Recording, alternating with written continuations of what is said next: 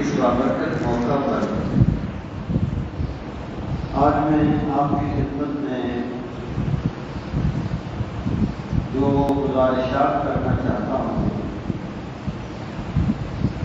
وہ نبی کریم صلی اللہ تعالیٰ علیہ وآلہ وسلم کے معجزات اور ان کی اقسام ہے۔ سب سے پہلے ہمیں معجزہ کی حقیقت کو سمجھنا ہے کہ معجزہ کیا ہوتا ہے اور یہ انبیاء کرام کو کس لیے معجزات دیے جاتے ہیں اور رسول کریم صلی اللہ تعالیٰ علیہ وآلہ وسلم کو جو معجزات عطا فرمائے گئے ان کی کون کون سی چیزیں ہیں اور کون کون سی ان کی اقسام ہیں۔ معجزہ کی حقیقت کو سمجھنا اس لیے ضروری ہے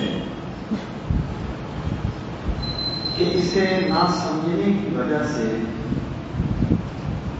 بہت سی گمراہیاں پھیلتی ہیں اور معجزہ کی حقیقت سے واقف نہ ہونے کے سبب لوگ ایک کافر کو بھی احترام کی نظر سے دیکھنے لگتے ہیں اور پھر اس تناظر میں بعض لوگوں نے جن کو نیچری کہا جاتا ہے انہوں نے ٹوٹلی طور پر معجزات کی حقیقت کا انکار کر دیا اور وہ اس چیز کو ماننے کے لیے تیار ہی نہیں تھے کہ اس دنیا میں کوئی کام اللہ تعالیٰ کے عام ضابطے سے ہٹ کر بھی ہوتا ہے۔ بعض تفاصیل ایسی آئیں کہ وہ تفسیر کرتے ہوئے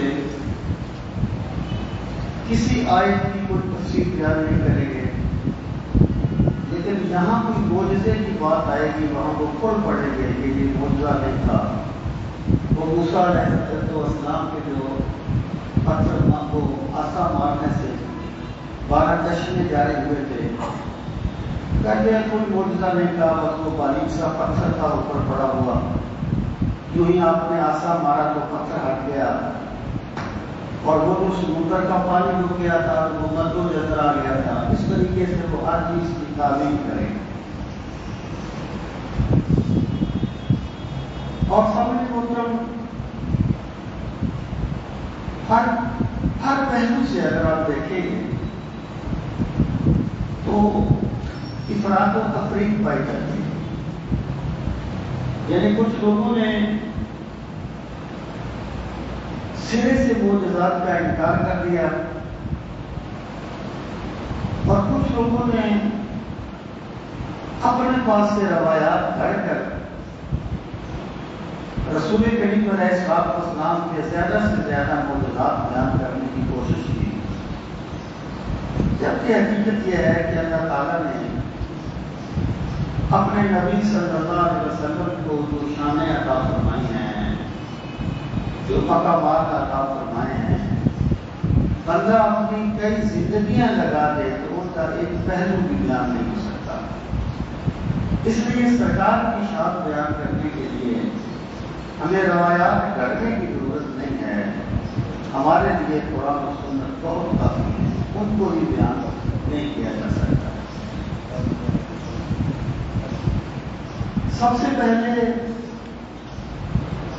ہمیں معجزہ کی حقیقت کو سمجھنا ہے۔ ایک تو ہے نا کہ آپ مجازی معنی میں استعمال کرتے ہیں لفظ کو، آپ کہتے ہیں کہ وہ بس میں حادثہ ہو گیا، اتنے بندے مر گئے، ایک معصوم بچہ کو جذاتی طور پر بچ گیا، یہ ایک مجاز ہے، ایسا تھوڑی زبردست کرنے سے یہ ایک مجازی اسلوب ہے، اس کا حقیقت معجزہ کے ساتھ متعلق نہیں ہے۔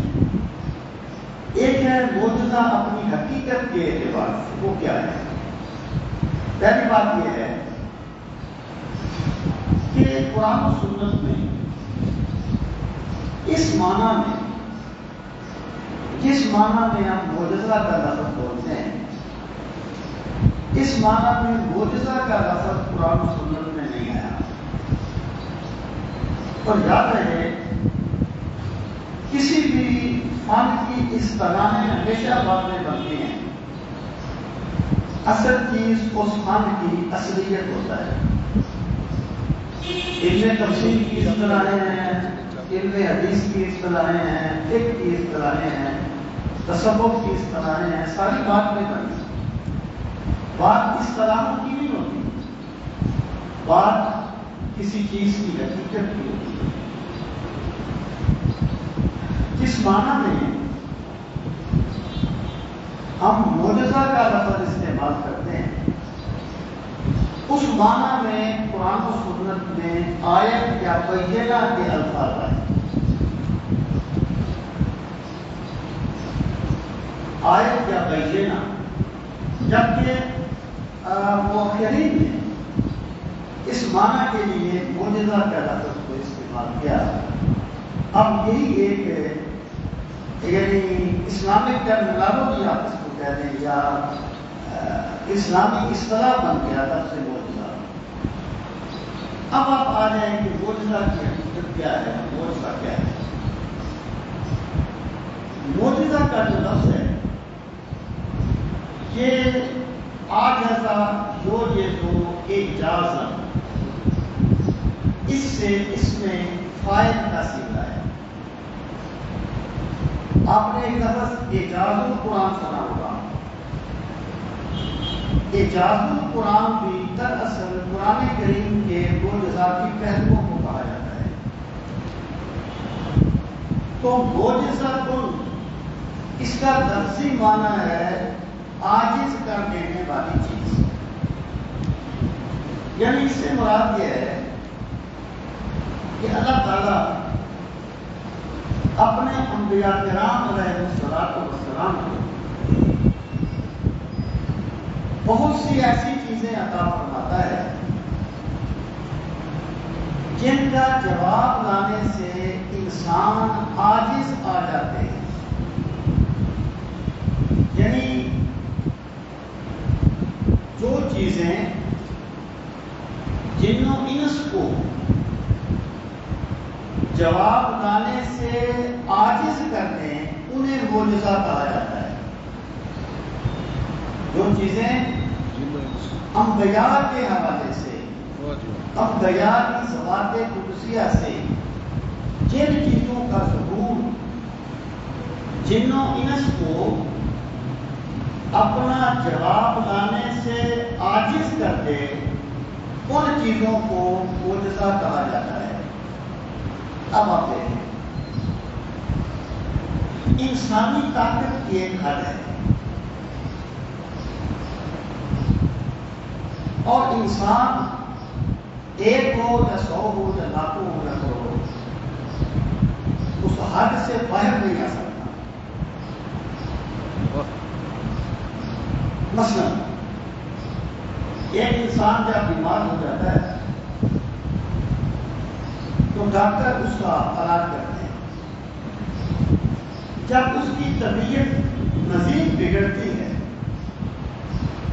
تو ڈاکٹروں کی توجہ اس پہ زیادہ ہو جاتی ہے۔ جب اس کی طبیعت اور زیادہ خراب ہوتی ہے، ڈاکٹر اور اس پر متوجہ ہوتے ہیں۔ لیکن جو ہی اس بندے کی روح قبض کرتی ہے، ڈاکٹر چھوڑ کے واپس آ جاتا ہے۔ اس کا مطلب کیا ہے کہ ڈاکٹر جو ہے وہ بیماری کا علاج تو کر سکتے ہیں، گئی ہوئی روح کو لوٹا نہیں سکتے، مردہ کو زندہ نہیں کر سکتے۔ یہاں آ کر ڈاکٹر بے بس ہو گئے، وہ ان کا عجز ظاہر ہو گیا ہے یہاں آ کر انسانی طاقت کا. تو معجزہ جو ہوتا ہے وہ اس چیز کو کہا جاتا ہے جس کے سامنے انسانی اور جنوں کی طاقت اسی طرح بے بس ہو جاتی ہے جس طرح ایک مرے ہوئے انسان کی روح کو واپس بلانا ڈاکٹروں حکیموں اور طبیبوں کے لیے ناممکن ہو جاتا ہے. سامنے محترم، اب میں یہ بات عرض کروں کہ معجزہ جو ہے، مثلا اور پہلے ایک مثال سمجھ لیں کہ حضرت عیسیٰ علیہ السلام اللہ تعالیٰ کے پیغمبر،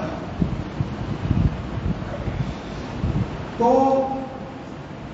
اللہ تعالیٰ نے انہیں یہ شان عطا فرمائی تھی کہ جو بندہ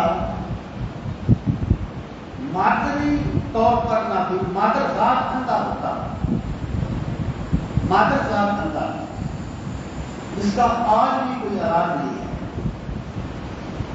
جو مادر ذات اندھا ہوتا،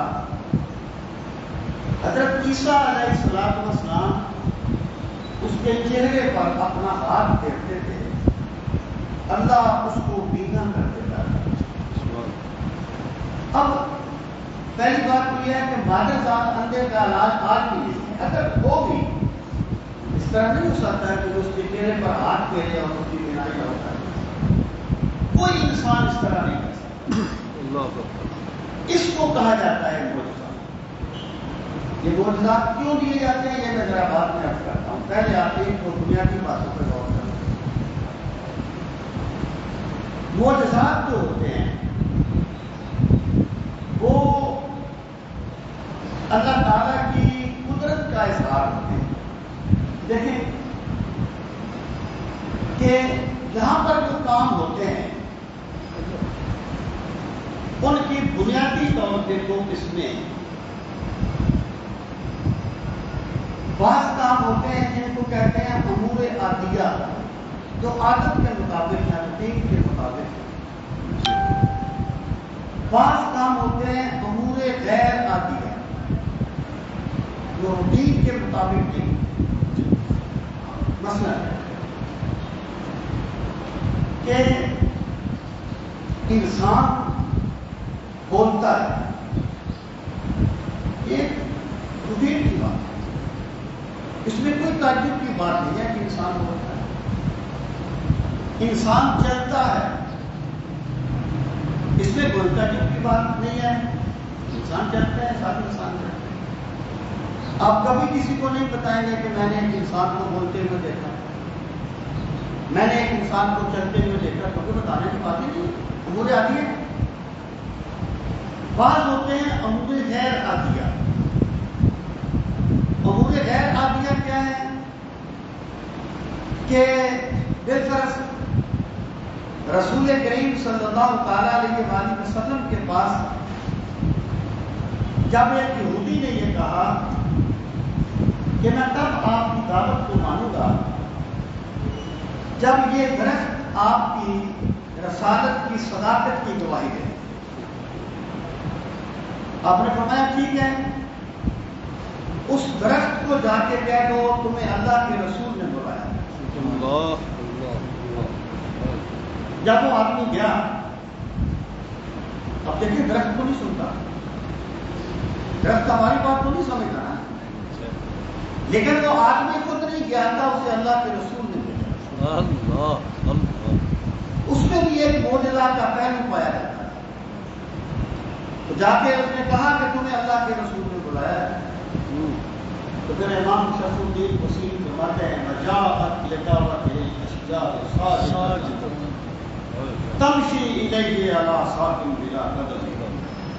کہ جب آپ نے بلایا نا، پھر درخت آپ کی بارگاہ میں چلتے ہوئے آئے، اور چلتے ہوئے کیسے ساجدۃ شکر کے سجدے کرتے ہوئے آئے. سرکار مدینہ نے بلایا.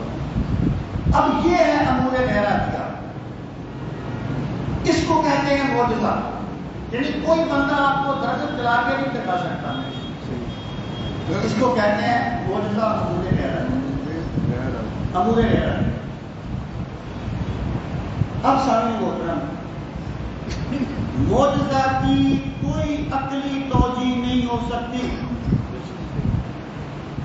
جو لوگ معراج کی سائنسی توجیہات کرتے ہیں، تکلف کرتے ہیں، تصنع کرتے ہیں، اگر معجزہ کی عقلی توجیہ ہو جائے تو پھر وہ معجزہ رہ کیسے گیا؟ معجزہ تو کہتے ہی اسے ہیں یا ادھر کو معلوم کا تعلق نہیں پایا جاتا، یا ادھر کو معلوم کا تعلق نہیں پایا جاتا، اسے ہی تو معجزہ کہا جاتا ہے۔ اس لیے معجزہ کی کوئی سائنسی توجیہ نہیں کی جا سکتی۔ اب آ جائیں کہ نیچری جو لوگ تھے، ایک برصغیر میں یہ چیز برصغیر میں بڑے چیز کے پروان چڑھے۔ نیچری سے مراد کو میں بتانا نہیں چاہتا تھا۔ نیچری سے مراد وہ لوگ تھے جو کہتے سب کچھ نیچر کے تحت ہوتا ہے، جیسے مولوی چراغ علی تھے، فطرت، وہ کہتے سب کچھ فطرت کے تحت ہوتا ہے۔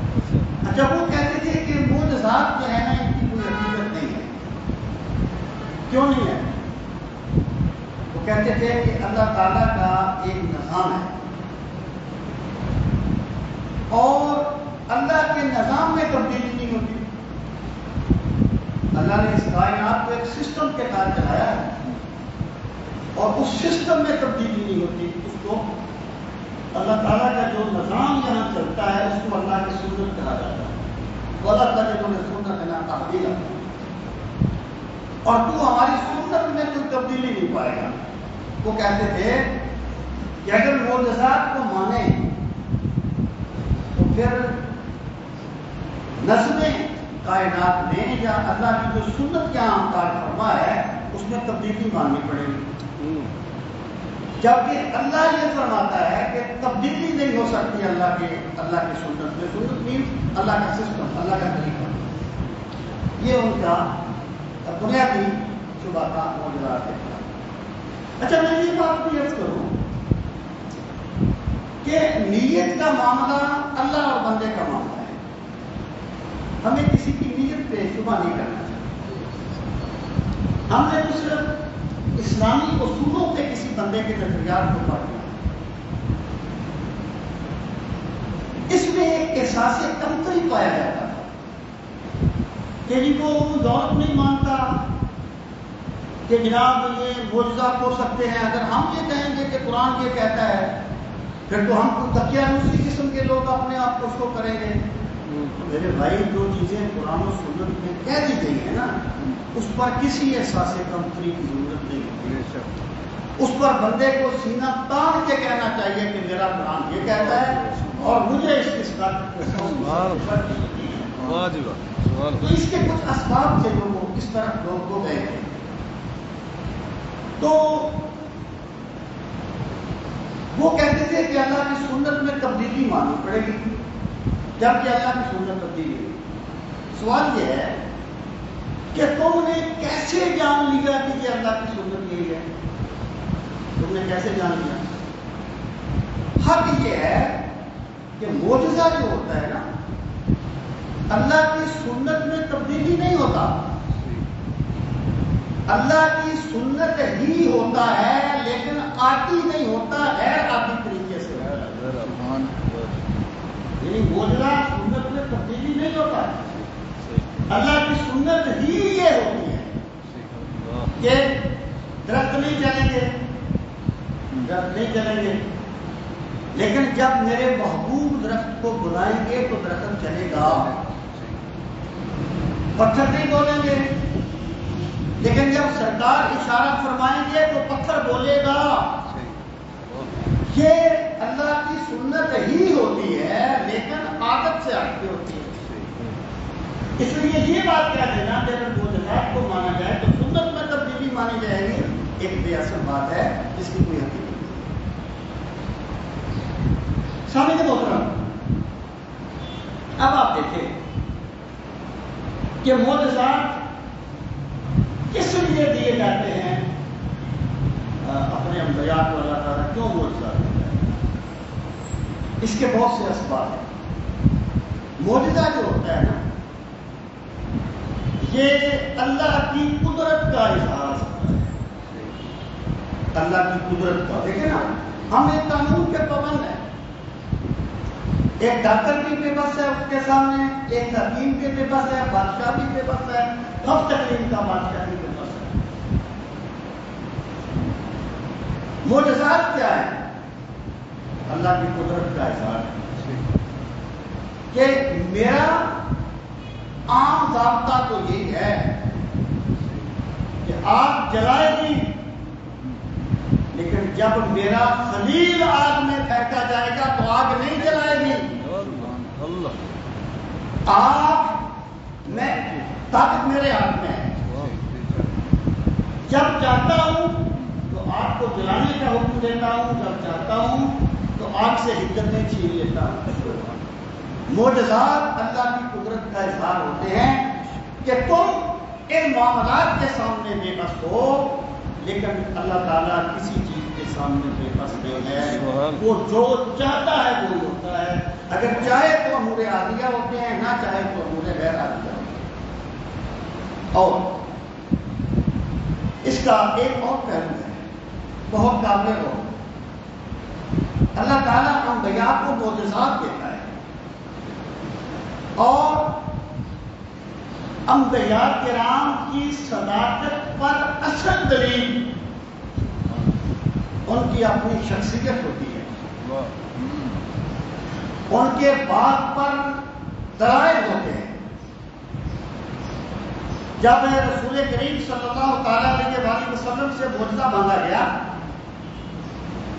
تو آپ نے سب سے پہلی بات میں فرمائی فقط رمضت فیکم عمرا من قبلہ افلا تعقلون. اے لوگو، میں تم میں اپنی زندگی کے 40 سال گزار چکا ہوں. کیا تم سمجھتے نہیں ہو کہ میرا رب میری پرورش کر رہا ہے؟ میرا خدا مجھے پال رہا ہے. ایک بندہ اس شرک بڑے معاشرے میں رہتا ہے، اس کا ایک قدم کبھی غلط سمت میں نہیں اٹھا. کوئی دشمن میں نہیں کہہ سکتا کہ تم نے کبھی کوئی بات کہا کہ اخلاق کہی ہو. تو تمہیں ماننا پڑے گا کہ میرا رب میری پرورش فرما رہا ہے، وہ مجھے پا رہا ہے، اپنی زندگی کو دلیل بنا رہا ہے. اور انبیاء کرام کی دعوت پر صداقت کی دلیل ان کی بات ہوتی ہے، ان کا وہ دعویٰ ہوتا ہے جس کو وہ پیش کرتے ہیں. لیکن معجزات کس لیے کیے جاتے ہیں؟ یہ ایک زمینی حقیقت ہے. دین میں یاد رکھنا اس بات کو، دین میں زمینی حقیقتوں کو فراموش نہیں کیا جاتا. دلائل اپنی جگہ پر کچھ زمینی حقیقتیں ہوتی ہیں، گراؤنڈ ریالٹیز ہوتی ہیں، ان کو ماننا پڑتا ہے. مثلا اسلام یہ کہتا ہے کہ اگر ایک بندہ نابینا ہو اس کی امامت مکروہ ہوگی. ممکن ہے نابینا بندہ دیکھنے والوں کو بہت بڑا متقی ہو، ممکن ہے ایک نابینا بندہ بہت پارسا ہو، بہت بڑا عالم ہو. لیکن وجہ کیا ہے؟ لوگ سوچیں گے کہ یار نابینا ہے، پتہ نہیں طہارت کا صحیح اہتمام ہے کہ نہیں. ایک برد الصنا کی امامت مکروہ ہے، اس کا کیا قصور ہے؟ اگر وہ برد الصنا ہے تو اس کی بات آ جائے نا، اس کا کیا ہے؟ لیکن میں نے ایک بار بھی کہا تھا کہ اللہ معاف کر دیتا ہے، بندے معاف نہیں کرتے. بندوں کے ذہن سے یہ بات کیسے نکلے گی؟ تو اسلام نے یہ کہا اس کی امامت مکروہ ہوتی ہے، ضروری ہے، مکروہ ہے، ہو جاتی ہے مکروہ. سارے محترم، اب یہ زمینی حقیقت ہے کہ ایک بندہ کبھی بھی اپنے جیسے بندے کا قائل نہیں ہوتا. یعنی یہ نہیں ہو سکتا کہ ایک بندہ اپنے جیسے بندے کا معتقد ہو جائے. اگر ایک بندہ اپنے شہر کا معتقد ہے نا، دیکھنے میں تو جیسا ہی ہے، اس کی بھی دو ٹانگیں ہیں جیسے آپ نے، لیکن وہ سمجھتا ہے کہ معرفت الہی کا جو نور اس کے پاس ہے وہ میرے پاس نہیں ہے۔ ایک بندہ کبھی بھی اپنے جیسے بندے کا منتقد جس میں کوئی ظاہر چیز دیکھتا ہے نا اس کا منتقد ہوتا ہے۔ اب جو انبیاء کرام ہیں وہ کسی قوم کے فرد ہوتے تھے، لیکن اللہ تعالیٰ انہیں معجزات عطا فرماتا ہے کہ ان کی شان یہ ہے کہ جو کام سارا زمانہ نہیں کر سکتا وہ یہ کر لیتے ہیں، تاکہ معجزات کا مقصد ترغیب اللہ ہے۔ سبحان اللہ۔ معجزات کا مقصد ترغیب اللہ ہے، لوگوں کو دین کی طرف دعوت دینا ہے، یہ گراؤنڈ ریالٹی ہے۔ آج بھی آپ دیکھ لیں، قرآن و سنت کے دلائل کے انبار لگا دیں، ایک کسی کافر مشرک آ جائے جو ایک پتھر کو چونٹی بنا دے لوگ اس کے منتقد ہو جاتے ہیں۔ یہ زمینی حقیقتیں ہیں، یہ گراؤنڈ ریالٹیز ہیں۔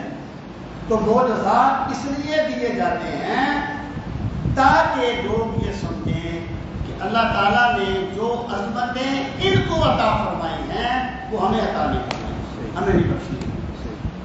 اب سامنے محترم، اب آپ آ جائیں کہ معجزات کہا کسے جاتا ہے۔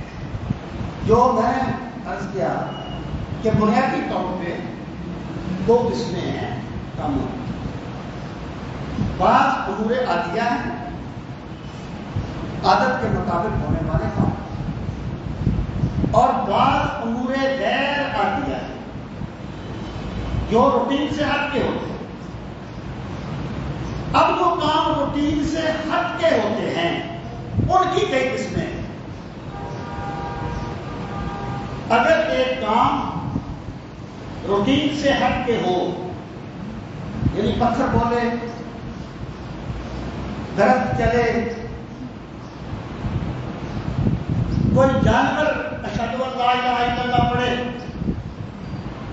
اگر کوئی خلاف عادت، خلاف فطرت نہیں، خلاف عادت، خلاف عادت کام کسی نبی کے ہاتھ سے ظاہر ہو اس کو معجزہ کہا جاتا ہے۔ اور یاد رکھنا، ولایت میں دعویٰ نہیں ہوتا، ولایت میں دعویٰ نہیں ہوتا، نبوت میں دعویٰ ضروری ہوتا ہے۔ تو معجزہ جو ہے اس کا تعلق ہوتا ہے نبی کے ساتھ۔ اگر ایک خلاف عادت کام کسی نبی سے ظاہر ہو اس کو معجزہ کہا جاتا ہے۔ اور پھر نبی کے خلاف عادت کاموں کی پھر دو قسمیں ہیں۔ اس میں تو کوئی شک نہیں ہے کہ اللہ تعالیٰ کے جو انبیاء ہوتے ہیں وہ عالم ارواح سے ہی نبی ہوتے ہیں۔ سرکار نے فرمایا کون کو نبی جو آدم و بین اللہ و میں اس وقت نبی تھا جب آدم مٹی اور پانی کے درمیان تھے۔ کیسے تھے مجھے کیسے کی سمجھ نہیں ہے، لیکن سرکار نے فرمایا کہ میں نبی تھا تو میں مانتا ہوں کہ سرکار نبی ہے۔ یعنی آپ اس کو بیوقوفہ بے فیل کہہ لیں، اس کا جو بھی آپ اس کی توجہ کر لیں، لیکن نبی نبی ہو۔ لیکن لوگوں پر کب واجب ہوتا ہے کہ وہ نبی کو نبی مانے؟ جب نبی نبوت کا اعلان کرتا ہے۔ اگر ابھی تک نبی نے نبوت کا اعلان نہیں کیا، جو بندہ دنیا سے چلا گیا وہ ان پر ایمان لانے کا مکلف نہیں تھا۔ جب نبی نے نبوت کا اعلان کر دیا اب ہر بندہ مکلف ہے کہ ان پر ایمان لائے ورنہ وہ کافر ہو جائے گا۔ اب انبیاء کے جو خرق عادت کام، عادت کے خلاف، روٹین کے خلاف کام، ان کی ولادت کے وقت ہوتے ہیں یا ان کے اعلان نبوت سے پہلے ہوتے ہیں،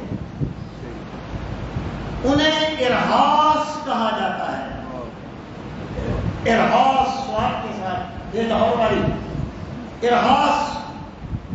اگر کوئی بندہ یہ کہتا ہے کہ رسول کریم علیہ السلام کی ولادت پاس عادت ہوئی تو ستارے قریب آ گئے، یہ معجزہ ہے، یہ معجزہ نہیں ہے، اس کو ارہاس کہتے ہیں، یہ ٹیکنیکل لفظ ہے ارہاس۔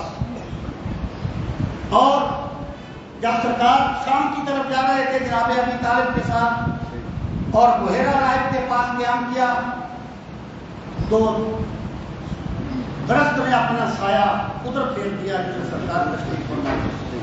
اس کو ارہاس کہا جاتا ہے، ارہاسات نبوت۔ اب یہ اس طرح ہے، یعنی دین جو ہے نا یہ میرے یا آپ کے ذوق پر ڈیپینڈ نہیں کرتا، دین دلیل پہ ڈیپینڈ کرتا ہے۔ جن سیرت کی کتابوں میں آپ کو معجزات ملتے ہیں نا، انہی سیرت کی کتابوں میں آپ کو ارہاس بھی ملیں گے۔ اب اگر کوئی بندہ یہ کہتا ہے کہ 40 سال سے پہلے تو نبی عام انسان کی طرح ہوتا ہے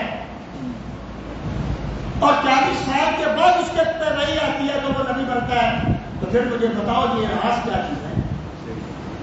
پھر اس ارہاس میں اس طرح کس لیے رکھی گئی ہے تو ان کو ارہاس کہا جاتا ہے۔ اور جب نبی نبوت کا دعویٰ کرتے ہیں پھر اللہ تعالیٰ ان کے ہاتھ سے خرق اعظم چیزوں کا ظہور کرے تو اس کو معجزہ کہا جائے۔ اور معجزہ نبی کے ساتھ خاص ہے۔ آپ نہیں کہہ سکتے کہ یہ چیز حضرت ابو بکر کا معجزہ ہے یا حضرت علی کا معجزہ ہے یا سیدہ فاطمہ کا معجزہ ہے۔ معجزہ صرف نبی کے ساتھ ہے، کسی غیر نبی کے خرق اعظم کام کو معجزہ نہیں کہا جاتا۔ اور اگر خرق اعظم کام کسی ولی کے ہاتھ سے ظاہر ہو اسے کرامت کہا جاتا ہے۔ کرامت کا معنی عزت دینا۔ معتزلہ نے کرامت کا انکار کیا۔ معتزلہ کہتے ہیں کہ اگر ہم کرامت مانتے ہیں تو پھر نبی اور غیر نبی میں فرق کرنا مشکل ہوگا۔ نبی بھی معجزات دکھائے گا، خرق اعظم کا ولی بھی دکھائے گا، اقتباس پیدا ہو جائے گا اور فرق کرنا مشکل ہو جائے گا۔ اہل سنت یہ کہتے ہیں کہ بھائی اقتباس کیسے ہوگا؟ ولی تو چیخ چیخ کے کہتا ہے کہ میں فلاں نبی کا امتی ہوں، مجھے جو بھی کمال ملا ہے نبی کے صدقے میں ملا ہے۔ اور دادا حضور نے کشف الموجود میں لکھا ہے کہ معجزہ کرامت جو ہے وہ معجزہ کا عکس ہوتی ہے۔ کرامت معجزہ کا عکس ہوتی ہے۔ اگر جو کچھ بطور معجزہ نبی سے ممکن ہوتا ہے وہ بطور کرامت اس کے امتی سے بھی ممکن ہوتا ہے۔ کرامت دراصل اس نبی کی ہی عظمت کا ایک اظہار ہوتا ہے جس کا اظہار اس نبی کی ایک امتی کے ہاتھ سے ہوتا ہے، اس کو کرامت کہا ہے۔ سامعین محترم، اگر خرق عادت کام کسی کافر کے ہاتھ سے ظاہر ہو، خرق عادت کے دیکھیں بہت عرصہ میں اس چیز پہ غور کرتا رہا۔ میرا ایک جاننے والا تھا، دم بڑے کرتا تھا، جن بڑے میں ڈالتا تھا، لیکن رقت بہت تھا۔ میں اسے مزاق میں کہا کرتا تھا کہ یار میں سوچا کرتا تھا کہ دم کے مؤثر ہونے کے لیے تقوی شرط ہے یا یہ فن ہے، تو مجھے دیکھ کے مجھے یقین ہو گیا کہ یہ فن ہے۔ اگر کوئی نیک بندہ ہو نا تو چنوں سے بڑی اس کی بات الگ ہے۔ دیکھیں یہ جو خرق عادت چیزیں ہوتی ہیں نا، اور حضرت عبدالعزیز فرحانی رحمۃ اللہ تعالی فرماتے ہیں کہ یہ چیز ایک مومن کے لیے بڑا سخت امتحان ہوتا ہے۔ کہ وہ فرق نہیں کر سکتا کہ یہ جو کچھ ہو رہا ہے یہ کیا ہے.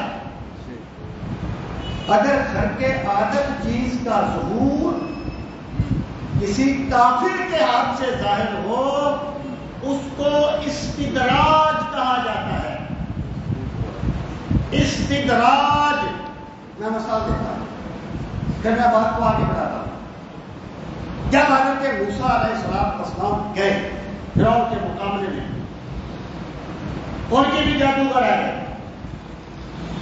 حضرت موسیٰ نے اپنا عصا پھینکا کہاں بن گیا, لیکن جادوگروں کی رسیاں بھی تو سانپ بن گئی تھی نا. جادوگروں کی رسیاں بھی تو سانپ بن گئی تھی نا. جب حضرت خواجہ اجمیری تشریف لائے تھے اور وہ جادوگر ہوا میں اڑنے لگے تھے تو خواجہ صاحب کے نالین پاک نے جا کے ان کو پیٹا. یہ الگ بات ہے, لیکن ہوا میں تو وہ بھی اٹھ گئے تھے نا. اگر خرق عادت کام کسی کافر کے ہاتھ سے ظاہر ہو اس کو استدراج کہا جاتا ہے. ایمان شرط ہے کرامت کے لیے. یعنی اگر ایک بندے میں ایمان ہی نہیں ہے, جہاں کوئی خرق عادت چیز دیکھی اسی کو ولی اللہ سمجھے بجٹ کو کافر ہی کیوں نہ ہو, یہ کہاں کی چلا.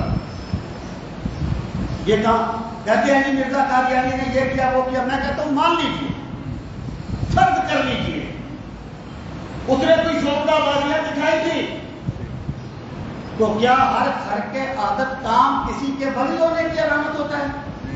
وہ بنیاد تو اس کے عقائد ہے نا. کہتے ہیں اس کے عقائد تو دیکھو, عقائد صحیح ہوں گے, عقائد صحیح ہوں گے. ایک عام مسلمان بلا سے اسے نماز کا فرض بھی نہ پتا ہو وہ ہمارے سر کٹا ہے. اگر عقائد صحیح نہیں ہوں گے تو وہ جو بھی کرتا رہے وہ جادوگر ہوگا, شوبدہ باز ہوگا. ولی تو دور کی بات ہے, وہ ایک مومن بھی نہیں ہو سکتا. اس کے لیے ایمان شرط. اس کو کہتے ہیں استدراج. اور کبھی کبھی کوئی خرق عادت کام اس کا اظہار کسی عام مومن سے ہو جاتا ہے. عام مومن سے ہو جاتا ہے, اس کو معونت کہتے ہیں. معونت عون سے اللہ اس کی مدد کرتا ہے. اور کبھی کبھی ایک کافر کوئی کام کرتا ہے اور وہ الٹا پڑ جاتا ہے. یہ مسلمہ کذاب تھا نا, مسلمہ کذاب, اس کو بتایا گیا کہ رسول کریم صلی اللہ تعالی علیہ وسلم کا معجزہ تھا کہ جب آپ نے ایک کنویں میں جو خالی تھا اپنا لحاظ دان مبارک پھینکا تو کنویں کا پانی میٹھا ہو گیا. اور اتنا میٹھا ہوا کہ پورے مدینے میں اتنا میٹھا اور کنواں نہیں تھا. اس نے کہا میں بھی یہ کام کرتا ہوں.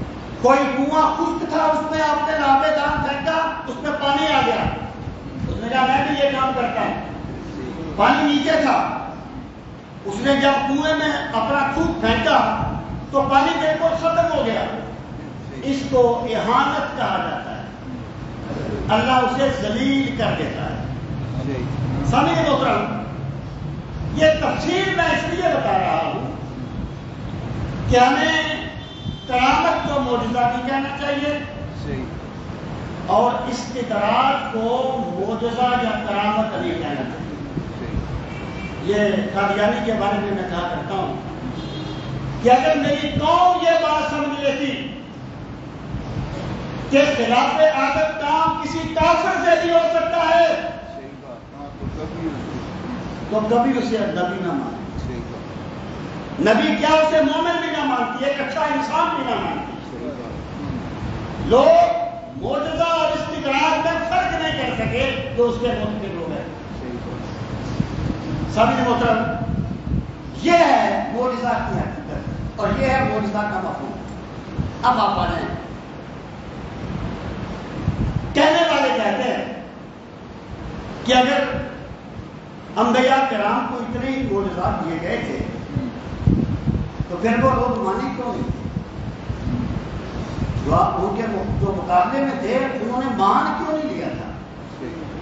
میں پہلی بات تو یہ عرض کروں گا کہ بھائی جو چیز قرآن و سنت میں آ جائے نا واضح طور پہ وہاں عقل کی حدیں ختم ہو جاتی ہیں. دین مسلم کوئی بندہ اس پہ شک نہیں کر سکتا. کیا قرآن نے نہیں کہا کہ پہاڑ سے زندہ اٹھنی نکلی جو حاملہ تھی؟ کون بندہ اس کا انکار کر سکتا؟ کوئی بندہ اس کا انکار کر سکتا. دوسری بات یہ ہے کہ جو ماننا ہوتا ہے نا، ماننا، مانتا وہ ہے جو ماننا چاہتا ہے. جس بندے میں ماننے کی طلب ہوگی نا وہ مانے گا. جس میں ماننے کی طلب نہیں ہوگی وہ تو کوئی نہ کوئی بات کر دے گا، وہ اسے جادو کہہ دے گا. جس میں ماننے کی طلب تھی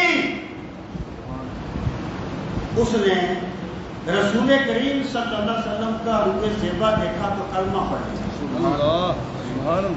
بہت بڑے عالم ہیں یہود کے عبداللہ بن سلام، کہنے لگے اللہ کی قسم اتنا نورانی ٹکڑا کسی جوتے کا ہو نہیں سکتا.